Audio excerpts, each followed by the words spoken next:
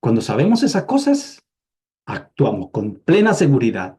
Cuando usted habla, actúa con plena seguridad en estado de conciencia. Ese espíritu no se resiste. Por eso que aunque tenga pacto, se va. El problema es que como tiene pacto, después que usted se fue de ahí, pasan unos días y vuelve. Entonces, ahora el problema no es suyo que echó fuera ese espíritu y volvió. El problema es de quien tiene pacto y lo sujeta con el pacto. Entonces, los pactos son los que sostienen este tipo de cosas, en ese sentido. Ahora vamos a leer, ya estoy leyendo lo último, y no quiero apurarme tampoco, en realidad, si esto lo pueden escuchar en varias partes, ¿eh? Al 17. Todo lo cual dice es sombra de lo que había de venir. Todo lo cual es sombra, es decir, todas las cosas que nos han sido dadas en la Torá, que ya no están, que no es posible hacerlas reales, porque no hay templo, no hay sacerdote, perdón, no hay sacerdotes en funciones y nada de eso, eh, pues son sombra de lo que había de venir. Lo que había de venir ya está manifestado en gran parte. Usted y yo tenemos que vivirlo. Tenemos que vivir todo aquello.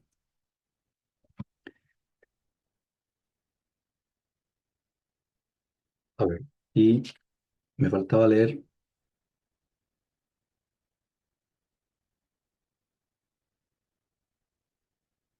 dos cosillas.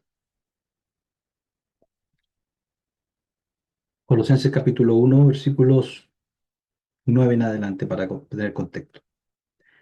Por lo cual también nosotros, desde el día que oímos, no cesamos de orar por vosotros y de pedir que seáis llenos del conocimiento de la voluntad, de toda sabiduría e inteligencia espiritual, para que andéis como es digno del Señor, agradándole en todo, llevando fruto en toda buena obra y creciendo en conocimiento de Dios, fortalecidos con todo poder, conforme a la potencia de su gloria, para toda paciencia y longanimidad, con gozo dando gracias al Padre que nos hizo aptos para participar de la herencia de los santos en luz, el cual nos ha librado de la potestad de las tinieblas, del poder, de la fuerza de las tinieblas. ¿Dónde está esa fuerza? Está en este planeta, ¿eh? Está en este planeta. Siempre y cuando nosotros tengamos nuestras propias clipotes, nuestras propias cáscaras, cortinas que nos impidan conectar con la divinidad. Usted y yo sacamos esas cortinas que nos alejan nuestro estado de conciencia de la conexión potente con el Creador, pues tenemos poder sobre todas las tinieblas, ¿eh? Potestad de las tinieblas y trasladado al reino de su amado Hijo, en quien tenemos redención por su sangre, por el pago, porque hablamos de pago aquí, ¿ah? Hablamos de pago, hablamos de rescate. ¿En quien tenemos redención por su sangre, el rescate, el perdón de los errores? Y luego fíjense lo que dice aquí. Aquí hay un versículo que es tremendo, ¿eh? Él, refiriéndose al Mesías, es la imagen del Dios invisible, el primogénito de toda creación. El primogénito de toda creación. Aquí hay una gran discusión sobre si el Mesías es creación o no es creación. Dice, Él es imagen del Dios invisible. A ver, ¿de quién estamos hablando aquí? ¿Del Dios de la Merkabah? El que nos aparece en la Torá con antropomorfismos, que se vio, que estuvo enfrente de Abraham, que habló con Moshe, que estuvo cara a cara con Moshe, que Moshe vio sus espaldas. Ese Dios, sabemos que es el Dios de la Merkabah, que lo conocemos con el nombre de Metatrón. Antropomórfico por todos lados, ¿eh? Profeta Ezequiel capítulo 1 vemos todo el antropomorfismo, es decir, toda la forma y figura humana que tiene este ser. Y ocupa un espacio aquí dentro de este mundo. Ha sido visto.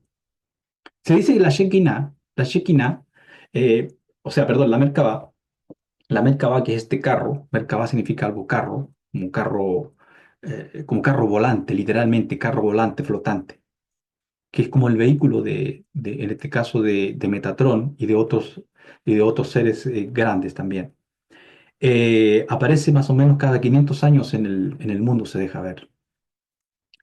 Entonces, no estamos hablando de ese Dios que nos entregó la Torá. Pablo nos habla justamente de eso también. El ángel que entregó la Torá. Dice, la Torá fue entregada por ángeles. Pero usted lee en el Éxodo, donde se habla de la entrega de la Torá, dice, y estaba el creador, estaba Yuhe y Bajei. Bueno, ¿cómo es? ¿Fue entregada por ángeles o por Yuhe y Bajei? Fue entregado por ángeles, Metatron, y está escrito en el libro de los jubileos, un libro que considerado el libro no apto para estar en el canon, pero es un libro reconocido, citado en las escrituras también, citado o sea, citado por los sabios en los escritos muchas veces. El libro de los jubileos habla que Metatron fue el que entregó la Torá ángel, en este caso Metatron y sus ángeles entregaron la Torá a Moshe en el monte Sinaí. Entonces, ¿de quién estamos hablando aquí? Él es imagen del Dios invisible. Si Metatron es visible, tiene un aspecto físico. Metatron tiene más de un nombre. Metatron está relacionado con el que está sentado a la diestra. Está al lado del trono, al trono de un ser muy alto, de un ser muy elevado.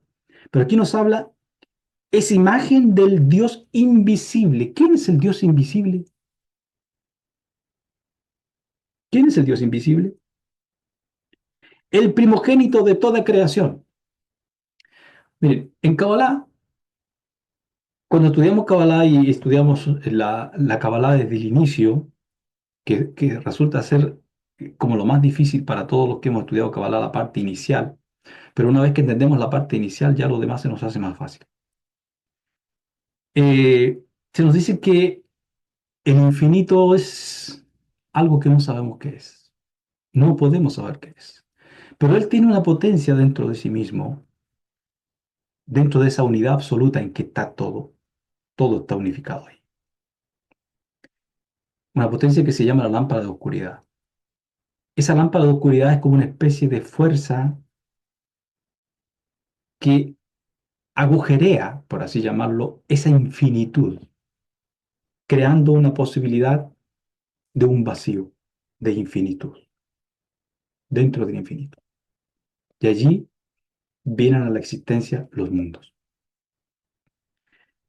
Entonces, el único invisible que no podemos saber qué es porque no se puede ver, no podemos verlo, nadie puede verlo, es el infinito. Él es imagen, Él es imagen del Dios invisible. Aunque Pablo usa la palabra Dios aquí, Elohim, seguramente por no haber encontrado una palabra mejor para usar para el infinito, porque el infinito no... Sabemos que es el verdadero Dios, porque Él fue quien creó todos los otros sistemas, pero sabemos que su infinitud es tan grande que ni siquiera tiene nombre. Pero Él es la imagen, y ya dije que el, el infinito, cuando estaba, por así llamarlo, completamente solo, entre comillas, un lenguaje humano que estoy usando, es una especie de doblamiento, es como, usé la palabra de doblamiento, pero es una palabra que igual no me gusta tanto, pero replicó una parte de sí mismo. Y de ser uno solo, unido completamente, hubieron dos. El Aleph, que era inicial, uno, dio la posibilidad de la Bet. Y la Bet está relacionada con dos, dualidad. Entonces, quiere decir en un sentido que el Mesías es la imagen del uno. La imagen es como la proyección, es como la imagen que proyecta una sombra, que proyecta una sombra. Es decir, es como la primaria intención, la primaria voluntad del infinito.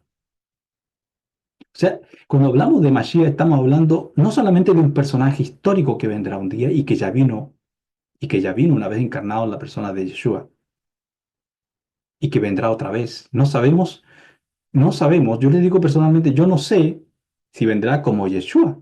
Puede venir como otro personaje, pero siendo la misma alma.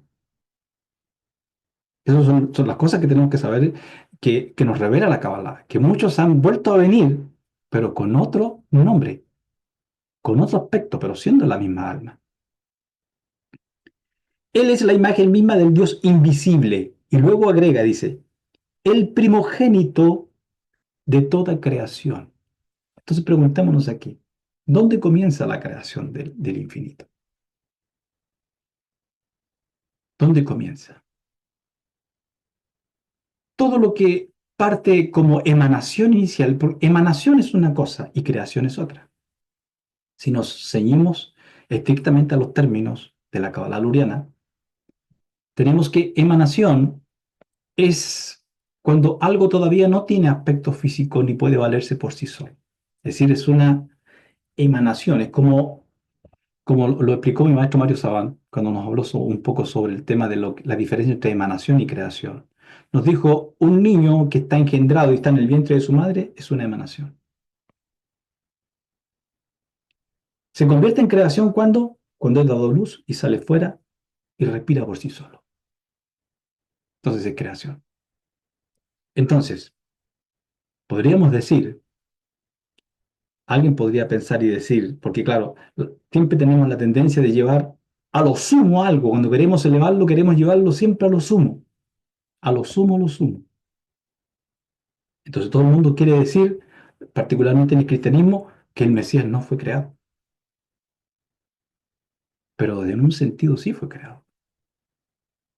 ¿Por qué? Porque el Mesías no vive por sí mismo, él vive por el Padre.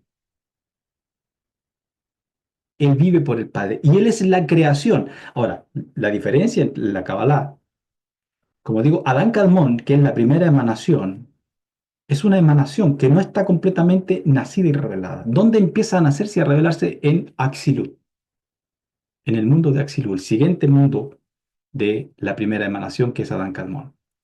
En Axilut, en Axilut ya ha bajado el nivel de energía y ya comienza a tomar forma. Lo infinito comienza a transformarse infinito. Tenemos los primeros atisbos de la finitud. Entonces podemos decir que en Axilut comienza el proceso de la creación.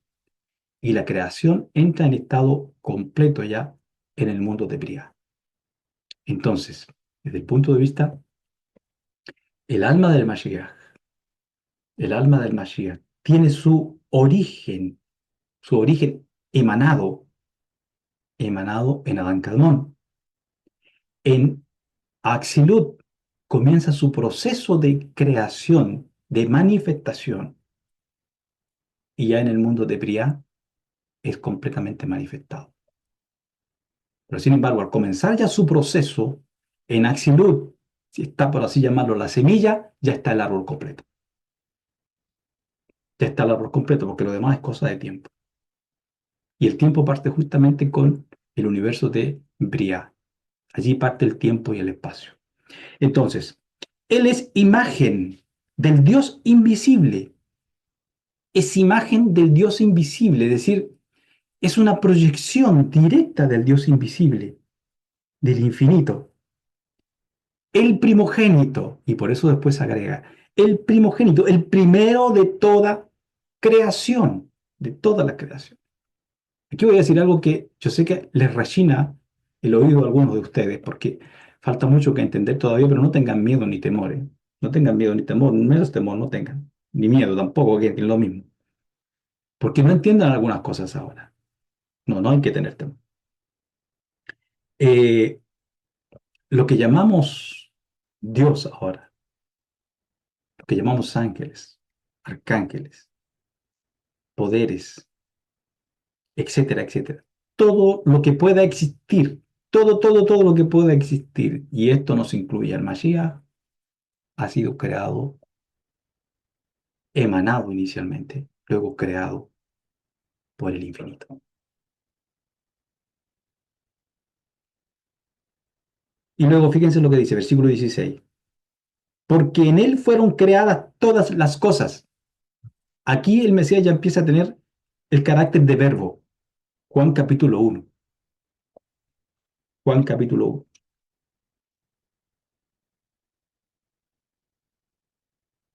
A ver,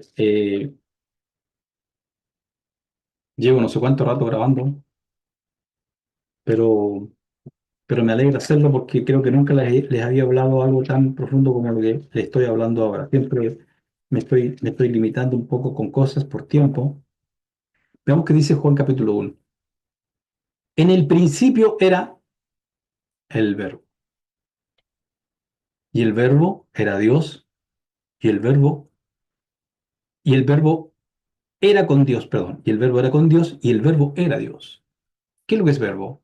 Verbo es dabar en hebreo. Verbo es el habla.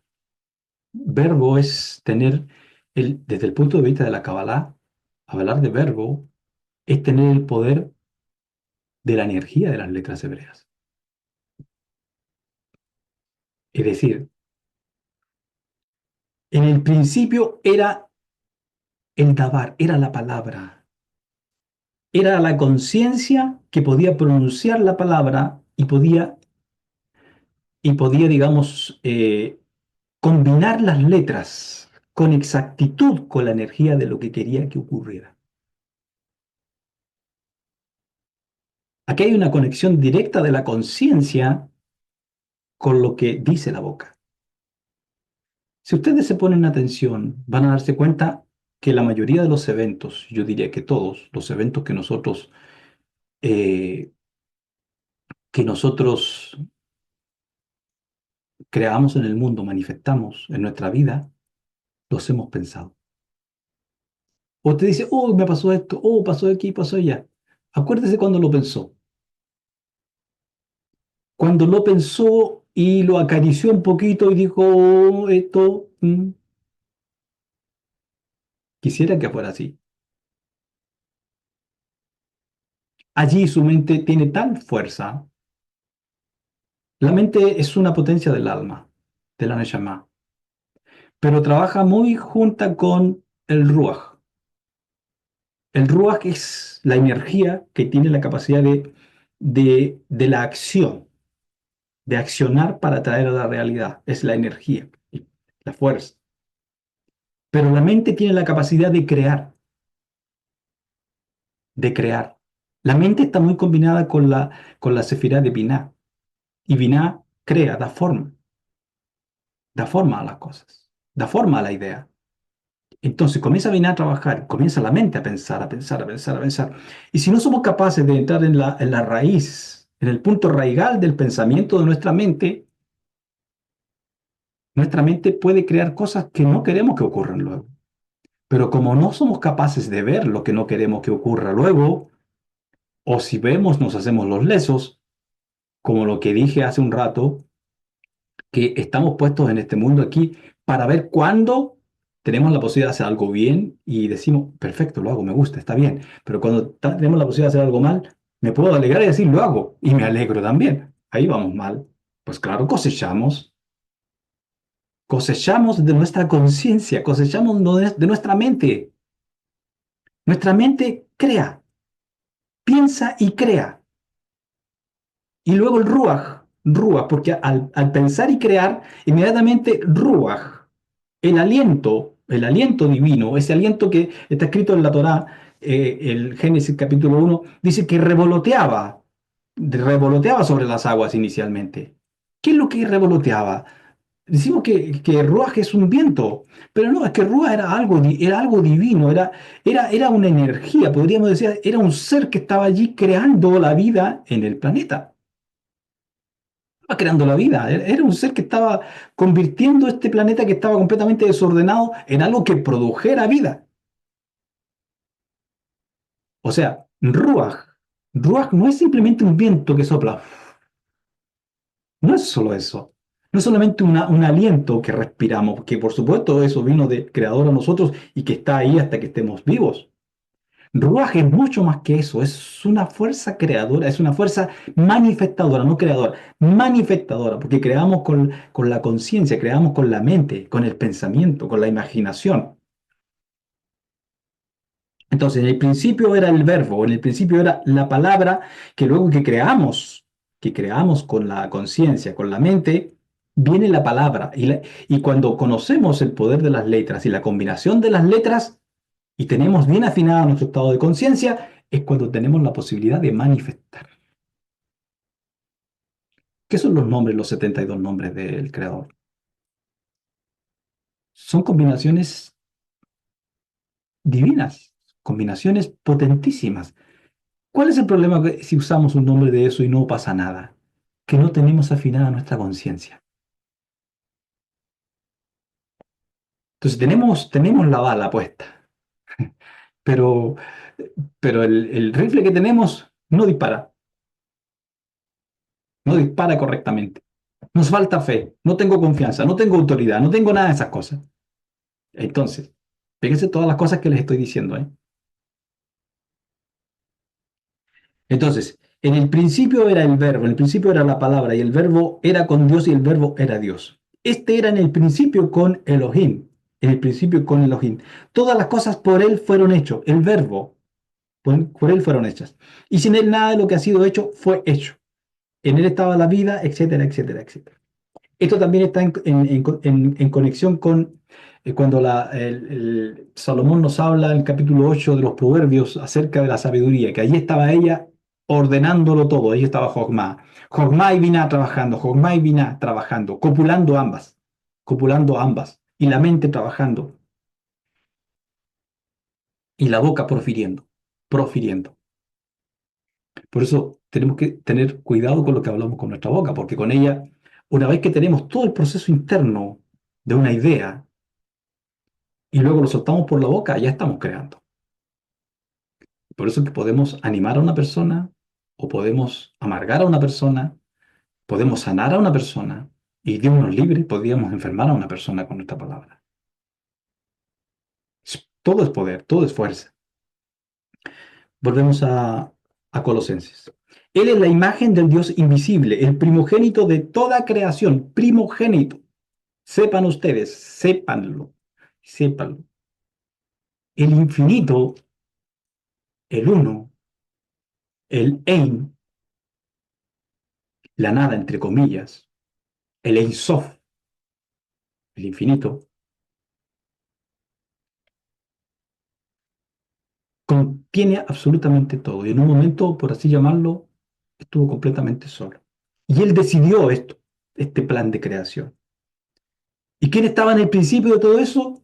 Como plan de creación, la persona del Mashiach. La idea del Mashiach, la concepción del Mashiach.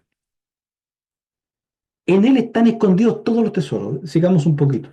Porque en él fueron creadas todas las cosas, las que hay en los cielos, las que hay en la tierra, visibles e invisibles, sean tronos, sean dominios, sean principados, sean potestades, todo fue creado por medio de Él y para Él. Y Él es antes de todas las cosas. Aquí está lo que les dije hace un rato. El alma del Mashiach viene antes de Axilo, porque Él es antes de todas las cosas. Porque ¿dónde comienzan todas las cosas? En Briah, donde ocurre el Big Bang. Y Él es antes de todas las cosas, y todas las cosas en Él subsisten. Y luego agrega, y él es la cabeza del cuerpo, es de la Keilah, que aquí lo traducen como eclesia, iglesia, de la palabra griega eclesia, que quiere decir también comunidad, pero el hebreo es Kahal, es la cabeza del Kahal. Y el Kahal no significa solamente los judíos, significa todo aquel que se conecta con la divinidad, todo aquel que va directo, que no necesita de intermediarios de ningún tipo, ¿eh? De ningún tipo. Va directo a la... Porque todo tiene su lugar, todos tienen su trabajo en esto, pero el mayor de todos es el infinito, es el Padre de todos. No hay cómo decirle, en realidad no. Él es la cabeza del cuerpo que es la caja. En él, el que es principio, fíjense, otra vez vuelve. Él que es el principio, el primogénito de entre los muertos, dice, para que en todo tenga la preeminencia, por cuanto agradó al Padre que en él habitase toda plenitud, y por medio de él reconciliar consigo las cosas, así las que están en la tierra, las que están aquí en este planeta, como las que están en los cielos, en los mundos superiores, haciendo la paz mediante qué? El pago a través de su vida, su sangre. Este, este pasaje del apóstol Pablo aquí es uno de los pasajes cabalísticos más profundos que tenemos en el Nuevo Testamento, porque está hablando de cosas que si usted no sabe Kabbalah, no entiende. Entiende cualquier otra cosa rara, pero no entiende lo que está ocurriendo aquí. Pero estamos hablando aquí de un mundo que hay aquí en la Tierra, un planeta que ha sido infectado por estos seres que se rebelaron en un momento en contra del Creador, y les mencioné el pasaje de Apocalipsis, de la rebelión de estos, y que se han adueñado aquí de todo lo que hay aquí y hacen lo que quieren. Eh, y hay mundos superiores.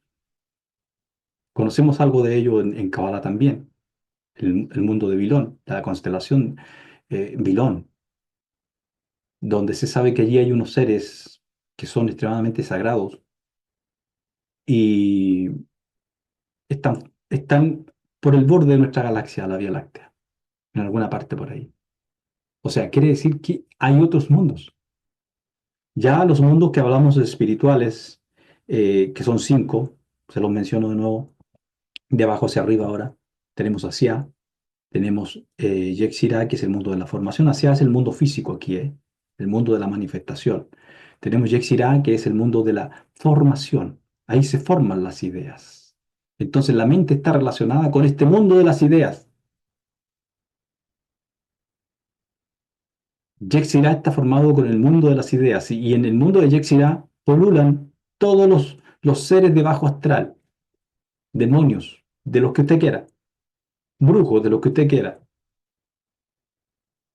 ¿Por qué la persona tiene tanto drama cuando está creando algo y tiene tanto egoísmo? Y su mente habla tanto y escucha tanta cosa. De esos seres.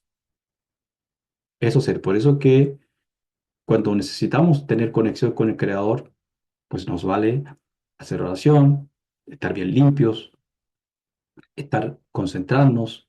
¿Para qué? Para que toda esa cantidad de seres que andan en el bajo astral no tengan entrada a nuestra mente y no estén haciéndonos ruido ahí, buscando la forma de equivocarnos, etcétera.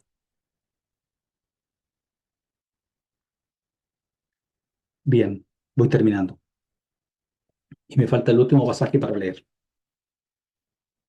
Hechos, capítulo 8.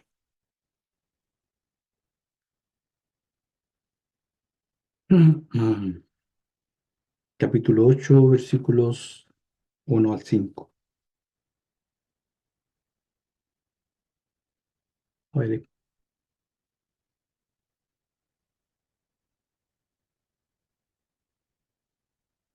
no, perdón, Hebreos. Es Hebreos. Hebreos. Creo que nunca había hecho una clase tan larga y no me arrepiento de haberla hecho, ¿eh? Y espero que quien sea capaz de escucharla entera va a tener mucha bendición, ¿eh? Escucharla más de una vez, las veces que necesite escucharla, escúchela hasta que entienda lo que le he querido transmitir. Cuando usted entienda lo que le he querido transmitir, su alma se elevará a un nivel distinto. No porque yo sea el que esté enseñando estas cosas, no, porque son cosas que elevan la conciencia humana y la elevan mucho. Uno así. Ahora bien, dice aquí Hebreos capítulo 8. Ahora bien, el punto principal de lo que venimos diciendo es que tenemos tal sumo sacerdote, ahí se refiere a Yeshua, el cual se sentó a la diestra del trono de la majestad en los cielos.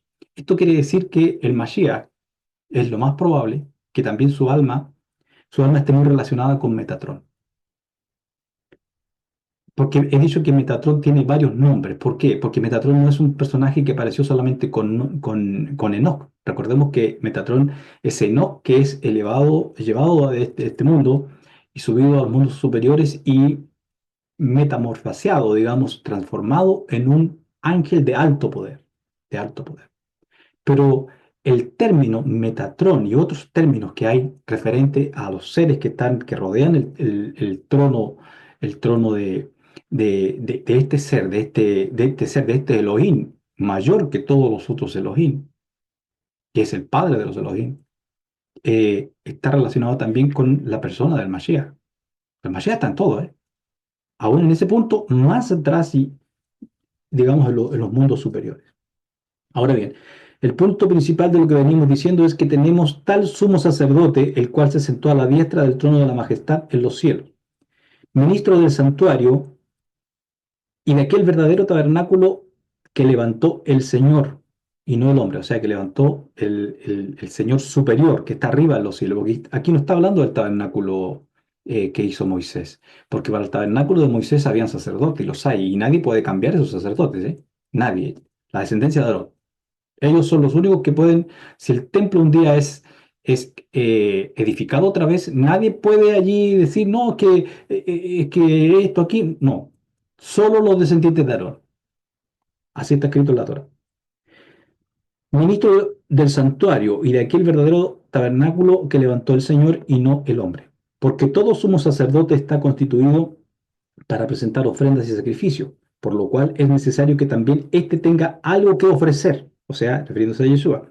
Así que si estuviese sobre la tierra, ni siquiera sería sacerdote, por lo que estaba diciendo recién, no es descendiente de Aarón, habiendo aún sacerdotes que presentan las ofrendas según la ley, lo cual sirve a lo que es figura y sombra de las cosas celestiales, como se le advirtió a Moisés cuando iba a erigir el tabernáculo, diciendo, mira, haz todas las cosas conforme al modelo que se te mostró o que se te ha mostrado en el monte.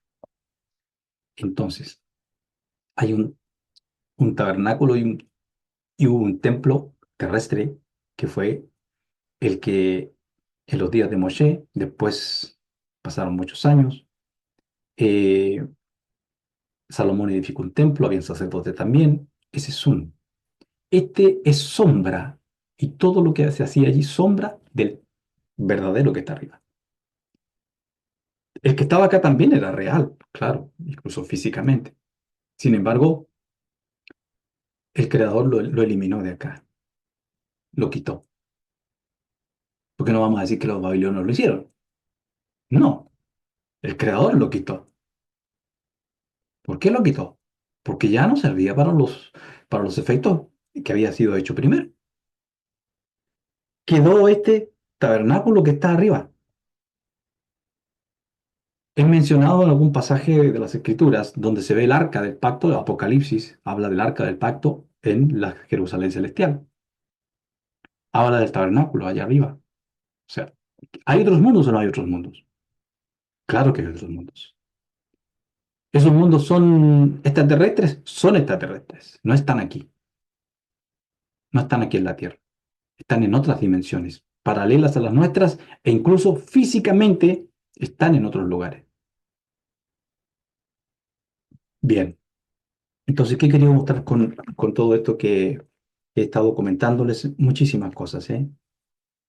Una es transmitir lo que fuera traído a mi conciencia, a mi mente, para bien de ustedes, para el crecimiento de ustedes. Mostrarles que, por ejemplo, el hecho de que eh, no hayamos podido algunos celebrar Pesaj este año en el momento en que se hace, pues no nos tiene que pesar. El Creador no lo permitió, pero tenemos para hacer la celebración en Pesach Shenik.